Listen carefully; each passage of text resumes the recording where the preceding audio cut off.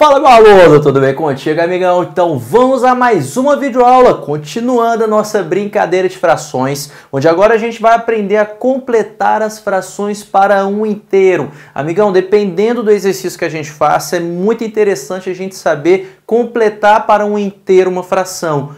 Principalmente questões de interpretação, você não sabe o tanto que esse camarada ajuda, até mesmo quando a gente vai trabalhar com porcentagem, viu? Então fica ligado nisso. E além disso, a gente vai aprender a calcular frações de números, tudo bem? Então, começando com a ideia de completar para o inteiro, Pedrinho, o que significa isso?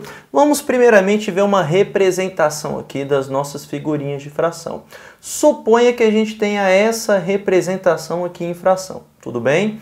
Então, veja que essa primeira fração aqui, ela equivale para a gente a 3/4. Afinal, a gente pegou o nosso total e dividiu em 4 partes, onde dessas 4 partes a gente está pegando 3. Tudo bem? De boa isso? Bacana. Agora, o meu objetivo é saber o quanto que falta para completar uma unidade, para completar um número inteiro. Perceba que para completarmos uma unidade, basta a gente ter o quê? Pegar um pedacinho desse camaradinha. Mas um pedacinho de quantas possíveis? De 4 possíveis. Veja que até mesmo que se você acrescentar 3 partes de 4 com mais uma parte de 4, você terá 4 unidades de 4 possíveis. Ou seja, você vai estar completando um inteiro dessa brincadeira. Ficou claro isso? Então veja que basta a gente fazer o quê? Tenta comparar esse camarada com esse daqui. Basta primeiramente a gente repetir o denominador. Agora, como é que eu faço para descobrir o camarada do numerador? É só você fazer a diferença, a subtração do de baixo pelo de cima. Aí você vai ter esse camarada aqui.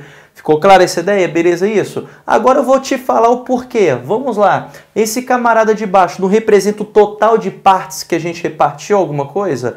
O camarada do de cima não representa quantas delas eu estou pegando? Então, se eu faço essa diferença, eu vou saber o quê? Quantas eu não estou pegando. Então, 4, se eu tomo 3, sobra uma unidade de 4 que eu não estou fazendo referência alguma. Ficou clara essa ideia? Beleza isso? E essa ideia, amigão, ajuda bastante na hora que você estiver fazendo alguns exercícios de interpretação. Por exemplo, se a questão trabalha o seguinte: 3/5 das pessoas são homens.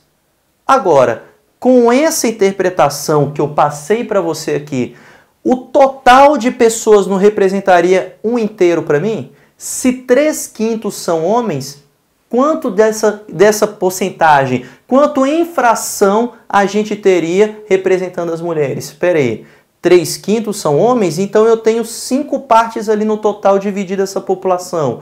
Se 3 partes são homens, quantas vão sobrar para as mulheres? 2 partes, num total de 5. Então, 3/5 representa a fração dos homens e 2/5 vai representar a fração das mulheres. Ficou clara essa ideia? Beleza isso? Então, esse estilo de questão pode aparecer em prova para você. E só de você ter esse raciocínio, você já economiza alguns passos na hora dos cálculos.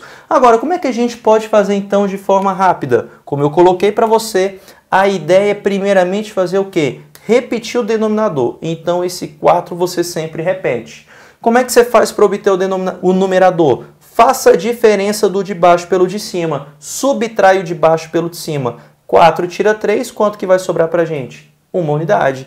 Então, esse 1 é a diferença do 4 pelo 3. Ficou clara essa ideia? Continua aqui. Aqui, vamos para o exemplo 2. Primeiramente, repetimos o 9, que é o denominador. Então, você vem aqui e repete o 9. Como eu faço para descobrir o numerador? Diferença. Fazendo-se 9 tirando 5 unidades, quanto que vai sobrar aqui para mim? 4 unidades no numerador. Pronto, fechou. 4 nonos é o que eu preciso para completar um inteiro. Que óbvio, você faz isso de cabeça. Eu só estou escrevendo aqui que é para você lembrar na hora que você estiver estudando. Agora, olha aqui, mesma ideia. A gente repete o 13, que é o nosso denominador. Fazendo a diferença, 13 unidades tirando 11 que temos aqui em cima, vai sobrar quanto para a gente? 2 unidades. Então, esse camarada vai equivaler para a gente a 2 sobre 13. Finalmente, o último exemplo, temos aqui que o nosso denominador, depois fazemos a diferença. 3 tiramos 2, vai sobrar quanto aqui pra gente? Uma unidade. Tá aqui, ó. 3 tira 2, vai sobrar pra gente uma unidade. Lembrando que sempre a gente vai fazer o quê? A repetição do nosso denominador. Agora, quer saber uma parada importantíssima? Quando você estiver fazendo questões de fração, é isso daqui. É muito difícil não aparecer em questão de prova algo parecido com isso. A ideia de você calcular fração de número. Primeira ideia que eu vou dar para você. Quando aparece essa preposição de na sua prova, eu já quero que você pense nessa preposição de como sendo um sinal de multiplicação. Tudo bem? Ou seja, significa então que calcular fração de qualquer número é fazer o quê? Multiplicar a fração por esse número. Mas antes a gente ainda não viu essa ideia de multiplicar a fração, a gente vai aprender isso ainda. Suponha que você não sabe isso. Vamos primeiramente interpretar a ideia de fração. Espera aí. Esse camarada aqui de baixo, ele não representa em quantas partes eu estou dividindo um número total? Opa, beleza. Então se, por exemplo, aqui eu tenho 24 unidades, aqui no denominador eu tenho o número 6. Significa que dessas 24 eu estou dividindo em quantas partes? Em 6 pedacinhos. O numerador me fala quantos desses pedaços eu estou pegando. Ou seja, para calcular então fração de qualquer número, o que você faz? Primeiro pega esse total e divide na quantidade de partes que você quiser, que é a representação do denominador. Como o numerador representa o que eu estou pegando dessas partes, basta fazer o que depois? Multiplicar pelo numerador. Então você vai seguir a seguinte sequência. Primeiramente você vai dividir pelo denominador, olha aqui, ó. Vai dividir pelo denominador e depois vai fazer o quê? Multiplicar o resultado pelo numerador. Multiplicar o resultado da conta pelo numerador. Pedrinho, mas eu poderia primeiro multiplicar e depois dividir? Pode, não tem problema algum. Você pode primeiro multiplicar pelo numerador e depois dividir pelo denominador. Só que concorda que se você multiplica primeiro, você vai estar trabalhando com números maiores? Pode ser que trabalhando com números maiores a sua conta fique mais complicada. Então é mais interessante primeiro você dividir e depois multiplicar, que foi o que eu coloquei em cada um desses passos. Primeiro, é interessante dividir pelo denominador. O resultado dessa conta você vai multiplicar pelo numerador. Fica bem mais simples. Por exemplo, só para você visualizar. Você poderia fazer 21 vezes 2, 42 e depois dividir por 3. Mas se a sua tabuada não é legal, você vai perceber que vai ficar menos pior se você primeiro divide pelo de baixo e pega o resultado e multiplica pelo de cima. Olha como vai ficar melhor. 20 dividido por 3. Eu tenho certeza que você respondeu 7. Que vezes 2 você vai encontrar quanto? 14. Viu como ficou mais simples? Melhor do que 42 dividido por 3. Você vai estar trabalhando aqui com números menores, então fica muito mais interessante.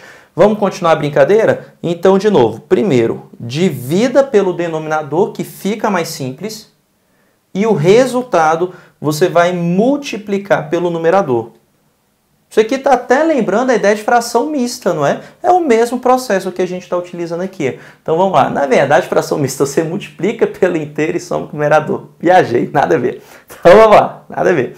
20 dividido por 5 fica 4, que vezes 3 temos quanto? 12 unidades. Pronto. Então está aqui 12 unidades. Agora ali, exemplo de número 3. Ideia mesma. Divide pelo denominador. E finalmente pega o resultado e multiplica pelo numerador. Fica muito simples. 21 dividido por 7, 3, que vezes 2 fica 6. Olha que legal. Agora, para a gente finalizar, esse camarada bem aqui. Primeiramente, divide pelo denominador e depois multiplica pelo numerador. Aqui está. 20 dividido por 2, 10, que vezes 1, obviamente, é o próprio 10. Aqui está. Então, até mesmo para reforçar essa ideia, perceba que multiplicar por meio é a mesma coisa que fazer o quê? Dividir por 2. Tranquilo? Então, se de repente na sua prova aparecer uma multiplicação por meio, já leve logo direto a ideia de dividir por 2. Fechou essa ideia? Beleza. Então, o que a gente viu aqui? Completar para um inteiro, qual que é a ideia? A ideia é a gente repete o denominador e faz a diferença desses dois. Dependendo da questão que ele coloca para a gente num contexto, fica mais interessante a gente completar para esse um inteiro. Seria a ideia de negar uma informação que ele me dá. Por exemplo, se ele me dá frações dos homens, só que a questão me pede a fração das mulheres, completa para um inteiro. Se ele me dá uma fração de números pares e eu preciso dos ímpares, completa para um inteiro. Então, quando você precisar negar informações, é interessante essa ideia de completar para um inteiro. Principalmente se você precisar estudar probabilidade, cara. Isso daqui a gente utiliza demais. Continuando aqui, para calcular a fração de qualquer número, o que você vai fazer? Divide pelo denominador e, para finalizar, multiplica o resultado pelo numerador, que foi o que fizemos em todos esses casos aqui. Tranquilo, amigão? Então ficamos por aqui. Eu te aguardo na próxima aula, onde a gente vai aprender uma coisa que a galera tem muita dificuldade, que é uma ferramenta muito bacana, principalmente para você que vai fazer prova que não tem calculadora, que é simplificação de fração, amigão, beleza? Então, um forte abraço e te aguardo na próxima aula.